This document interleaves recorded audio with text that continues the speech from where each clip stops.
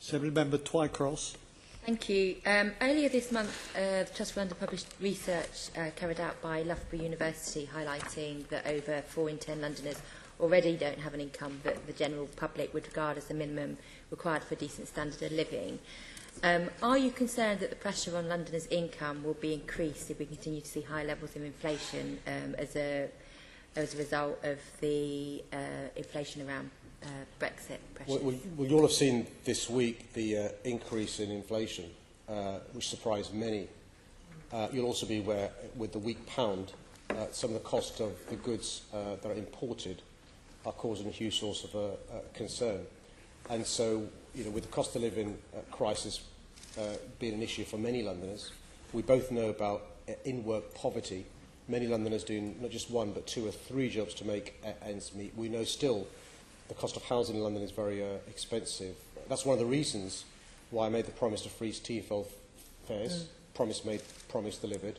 We're keen to make sure London is a living wage city, but it's a real source of concern with inflation now looking like it's going to go up, the impact on hard-working Londoners. Obviously, the cost of goods and the issue around inflation could have an impact on the level recommended for the London living wage itself.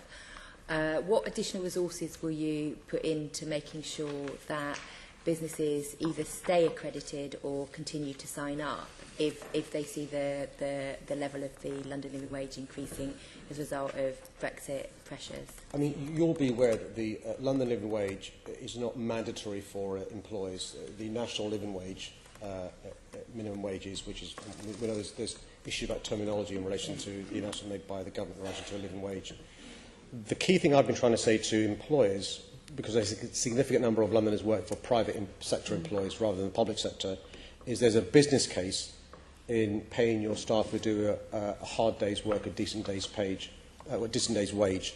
And so the London living wage not simply is important for people to survive in London, but it helps productivity and helps with the recruitment and retention and makes your business more successful. So we're trying to argue the business case with employers as well as the moral case in relation to making sure Londoners can make ends meet. You'll be aware of record numbers of people who are homeless, not rough sleepers, which is also at big levels, homeless as a consequence of the housing crisis. And that's why if people get a decent day's pay for a decent day's work, they're more likely to be able to have a decent standard of living. Okay, thank you.